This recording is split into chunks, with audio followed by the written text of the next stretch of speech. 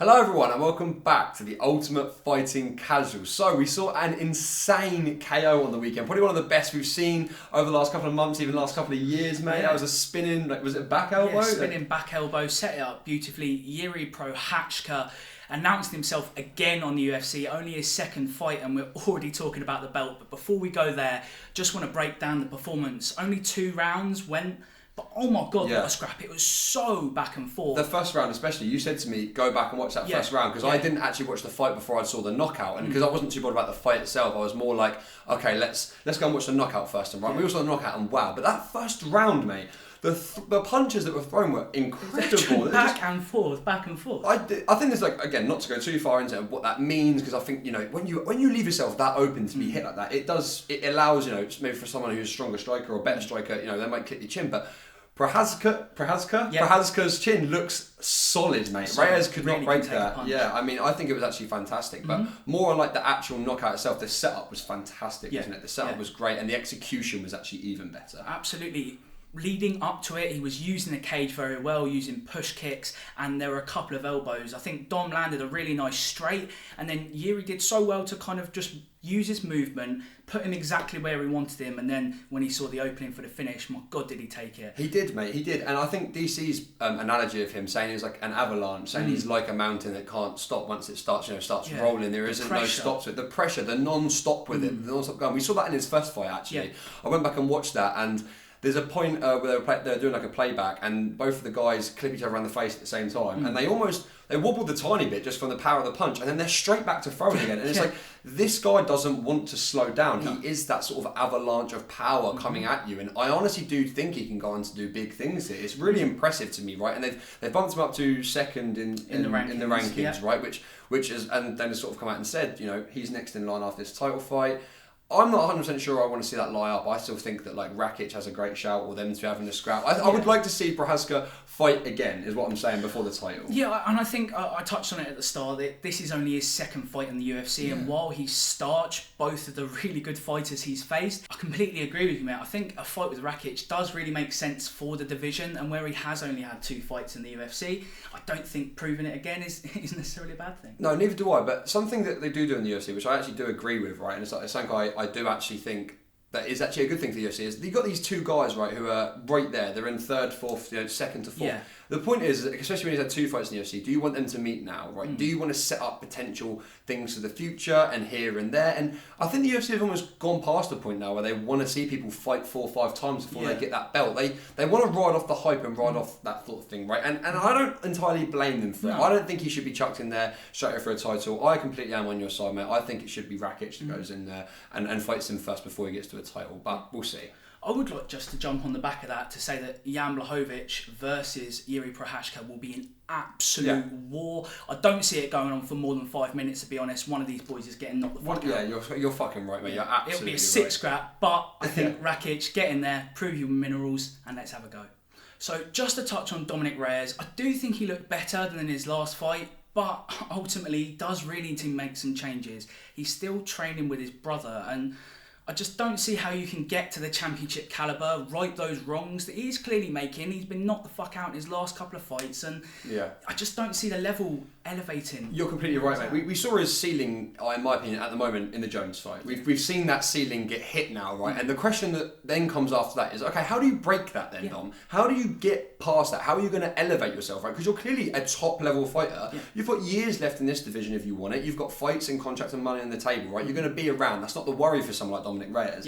The challenge is, how do you elevate yourself? How do you get to that better level, right? And I feel like you need to do something different. You can't be training with your brother and not in a proper gym and environment. You need to be pushed to limits that you don't even know yourself, limits that your brother doesn't want to push you to or can't push you to, right? No, because it doesn't know. There's that elevation of taking it out of your hands. From family can only take you so far, and even, friends. I just think, get out there, Dom, because the physical ability, what he showed against Jones is absolutely off the chart. So go and get yourself a Trevor Whitman or someone like that, and go and be a legend. So the other fight I want to touch on from this weekend was the co-main, Gegard Chakadze getting it done against Cub Swanson with a brutal liver kick. Same kind of finish as in his last fight, but he's starting to move up the featherweight division now. A couple of decent finishes in his last fight, so we'll see where it goes. But just to throw sort of next weekend, there isn't too much more to talk about. No, there's not too much from the card that we just seen that was even sort of worth breaking down or worth talking to. Look, there are 12 fights almost every weekend. You can go and watch them sort of ones you want to. Yeah. This weekend, however, was meant to be the big fight, right? Meant to have Dillashaw versus Sandhagen, right? Dillashaw coming back after 2 years. Mate, how excited have we been from this, right? Since we did the Bantamweight Bangers 2 months ago, since we've been doing these videos, you've slowly talked to me about this 135 division, or these 125, learnt more about it all, etc. And that was meant to be coming back this weekend. Unfortunately, that's had to be cancelled, and it's really no one's actual fault. It's just shit. Basically, he got a cut in his eye and legally just won't pass the medical thing. Yeah. So it's fair enough, right? Unfortunately, it's not happening. We do have Waterman versus, you're gonna have to remind me, Moz. Rodriguez, yes, replacing that as the main event, which is a women's fight at the 135. Oh no, it's strawweight. Strawweight. Yes, I paid attention specifically to that due to the Weili Zhang fight and stuff we saw the other day, and also was telling me that the winner of this fight could potentially fight Rose. Yeah, so Rose came out and said after she beat Weili that she's looking at this fight for maybe the next title challenger. I don't want to talk shit, but I would say that they're probably not quite at that level. I know Rodriguez, coming off a good win against Amanda Hebas.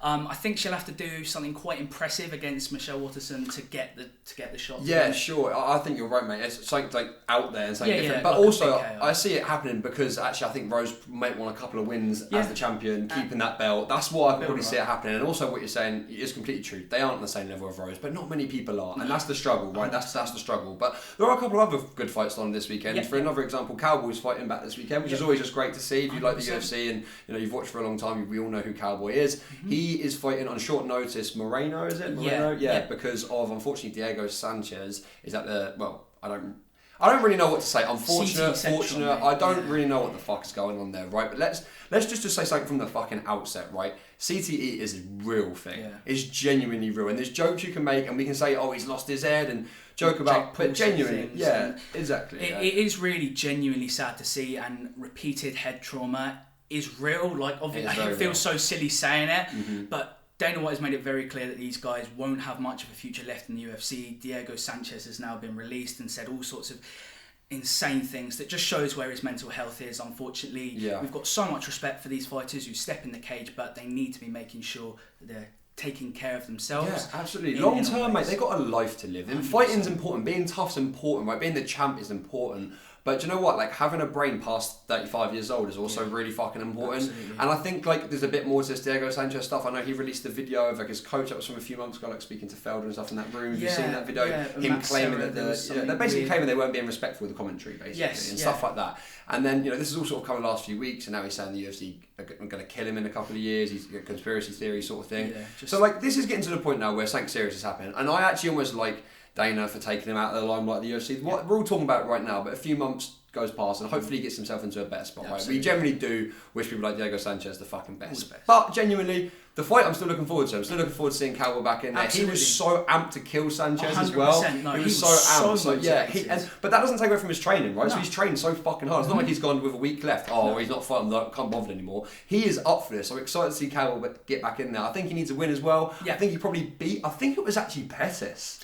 Yeah. I think I watched him fight Pettis sometime early last year. I could be completely wrong. I thought it was when I was almost getting into the UFC, and he drew, and he should have won, or it was like a win the other way. It was something weird happened. He had another one though in his last fight against Nico Price. Nico Price. There you go. Yeah, random as fuck. I don't know how I pulled that one up. Because he got absolutely mashed in the first round, got dropped, and looked like he was going to get stopped, but then came back quite well. So Cowboy Cerrone has still got minerals, and he can still compete at the kind of, not top, he's there, but kind of top 20 in the world. So exactly. I'm excited to see him get back in the cage, and he'll always put on a show. So the other fight I'd like you to keep an eye on for this weekend is Jeff Neal versus Neil Magny. Neil versus Neil.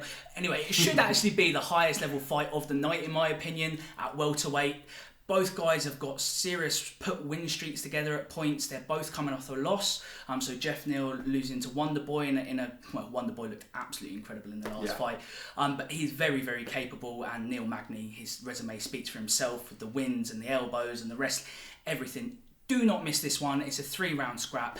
Could be a little bit boring with the ground game, but they both work really hard and they both need a win. So keep an eye on it. Okay, so at the moment there isn't like too much news here and there. We've just spoke about the card from the weekend just gone, the one just come in. That's all that's really been going about. There is a little bit of news, unfortunate news actually. I think it's like next weekend, like the next weekend, about 2 weeks away. There was meant to be an insane card, which is still a great card. But it was meant to have Diaz versus Edwards on it, and unfortunately that is no longer happening due to an injury. A Diaz injury. Not much has come out. Yeah. I've tried to go and have a look, but yeah, very hush, very strange. Well, it's even a bit stranger because they had a new date announced before they announced that this one was cancelled. So when something's been done that swift, it's very like just wow, okay, this was probably decided a week or two ago. Yeah, we didn't know about. There was a call to you. It was like, Dana, I fucked it. Yeah, can we move it about? It's the first time he's ever had to do it though, Diaz. It's the first time he's ever had to move a fight since 2014, should I say actually. So it's it's been 7 years. We know Diaz isn't that sort of person. So it just gives, in my opinion, Edwards another month to get tanked up. What about you, mate? Well, absolutely. I feel for Leon Edwards. I really do.